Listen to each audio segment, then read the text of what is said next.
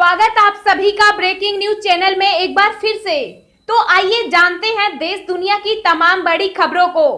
पर उससे पहले आपसे निवेदन है कि आप इस वीडियो को लाइक कर दें, शेयर कर दें ताकि हमारा हौसला बढ़ता रहे। देश में कोरोना संक्रमित मरीजों का आंकड़ा 1,75,321 के पार, अब तक 5,081 की मौत। जी आपको बता दें कि देश और दुनिया में कोरोना के केस लगातार बढ़ते ही जा रहे हैं। ताजा आंकड़ों के मुताबिक देश में अब तक 1,75,921 संक्रमण के मामले सामने आ चुके हैं और एक्टिव केस 88,317 हैं, जिसमें से अभी तक 5,081 लोग अपनी जान गंवा चुके। वहीं इसके बीच अच्छी खबर ये है कि अब तक 84,673 संक्रमित मरीज ठीक भी हो चुके। दुनिया भर में कोरोना वायरस की वजह से कुल 3,66,971 लोगों की जान जा चुकी है, जबकि वायरस से संक्रमित लोगों की संख्या 59,84,364 हो गई है। इनमें एक्टिव केस 31,26,157 है और खुशी की बात यह है कि अब तक 25,33,247 लोग ठीक हो चुके हैं।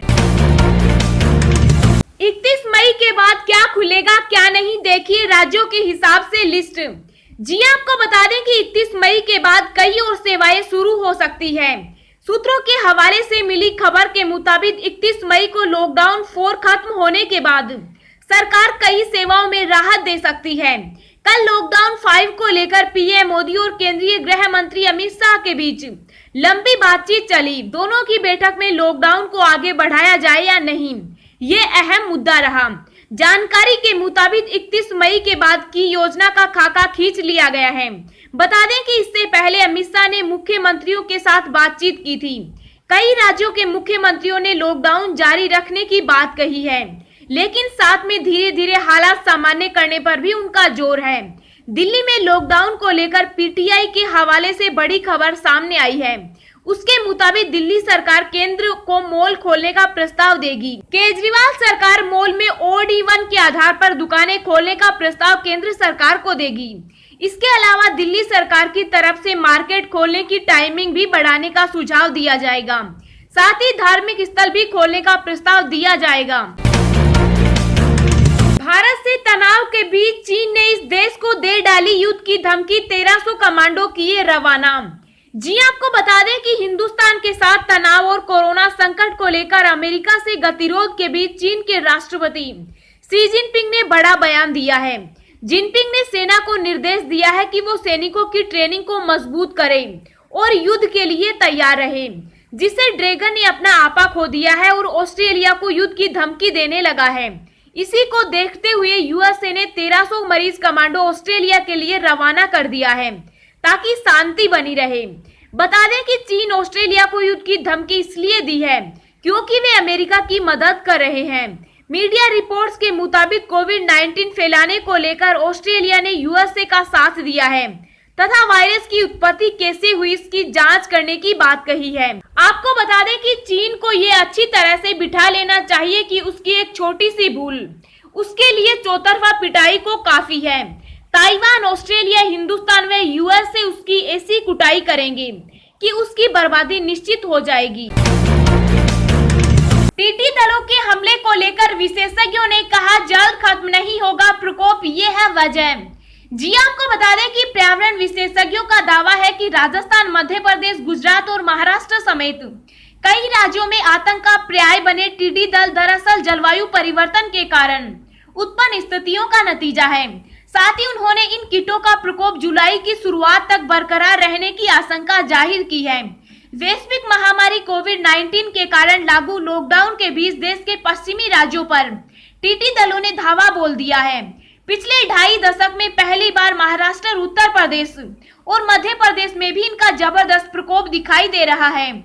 जलवायु परिवर्तन विषय पर काम करने वाले प्रमुख संगठन क्लाइमेट ट्रेड्स की मुख्य अधिशासी अधिकारी आरती खोसला के मुताबिक टिड्डियों के झुंड पैदा होने का जलवायु परिवर्तन से सीधा संबंध है। उन्होंने कहा कि जलवायु परिवर्तन की वजह से करीब 5 महीने पहले पूर्वी अफ्रीका में अत्यधिक बारिश हुई थी। इसके कारण उपयुक्त माहौल मिलने से बहुत भारी मात्रा में टिड्डियों का विकास हुआ।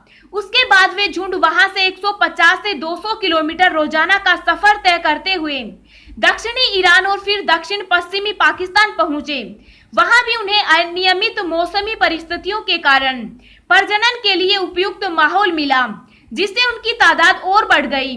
वे अब भारत की तरफ रुख कर चुकी है। कम से कम जुलाई की शुरुआत तक टिड्डियों का प्रकोप जारी रहने की प्रबल आशंका है।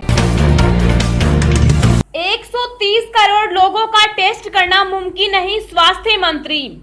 जी आपको बता दें कि केंद्रीय स्वास्थ्य मंत्री डॉक्टर हर्षवर्धन ने IANS के साथ एक विशेष साक्षात्कार में कहा कि कोविड-19 के लिए 1.3 अरब लोगों का परीक्षण करना न तो संभव है और न ही सुसंगत है। उन्होंने कहा, वर्तमान परीक्षण रणनीति जरूरत आधारित है और ऐसे व्यक्तियों को प्राथमिकता देती है जो मुख्य रूप से जोखिम में हैं या जिन्हें लक्षण हैं।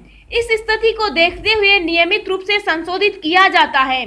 परीक्षण डेटा और क्षमता के बारे में स्वास्थ्य मंत्री ने कहा, हमारी परीक्षण क्षमता 27 मई को प्रतिदिन 1,60,000 है और हमने अब तक 35,44,884 परीक्षण किए हैं। अगर एक पल के लिए हम बीमारी पर अंकुश लगाने के लिए 1.3 अरब जनसंख्या के परीक्षण की बात करते भी हैं, तो आप भी इस बात को मानेंगे कि यह न केवल एक महंगी प्रक्रिया है, बल्कि न तो यह संभव है और न ही सुसंगत है। उन्होंने यह भी कहा कि फरवरी 2020 के पहले सप्ताह में पुणे के नेशनल इंस्टीट्यूट ऑफ वायरोलॉजी में एकमात्र प्रयोगशाला से देश में इस सुविधा की संख्या बढ़कर अब 624 हो गई है। इसमें 435 सरकारी प्रयोगशालाएं और 189 NBL से मान्यता प्राप्त निजी प्रयोगशालाएं हैं। हर्षवर्धन ने कहा कि प्राथमिकता आधारित और लक्षित परीक्षण कोविड-19 के अधिक मामलों का पता लगाने और बीमारी पर अंकुश लगाने में मददगार होगा। ट्रेन से आने वाले यात्री भी होंगे 14 दिन क्वारंटाइन, जारी हुई ये गाइडलाइंस। जी आपको बता दें कि अगर आप किसी अन्य राज्य से आ रहे हैं और आपको यहीं ठहरना है तो 14 दिन होम क्वारंटीन में जाना होगा। अगर आप एक सप्ताह से कम दिनों के लिए आ रहे हैं या कहीं अन्य स्थान पर जाएंगे तो क्वारंटीन होने की जरूरत नहीं है। टिकट लेते समय रेलवे आपसे नाम, उम्र, लिंग, फोन नंबर, कहां से आए हैं, कितने दिन रहेंगे आदि की जानकारी लेगा। अगर आप घर के अलावा अन्य किसी स्थान पर रुक रहे हैं तो उसकी डिटेल जिला प्रशासन को देनी होगी।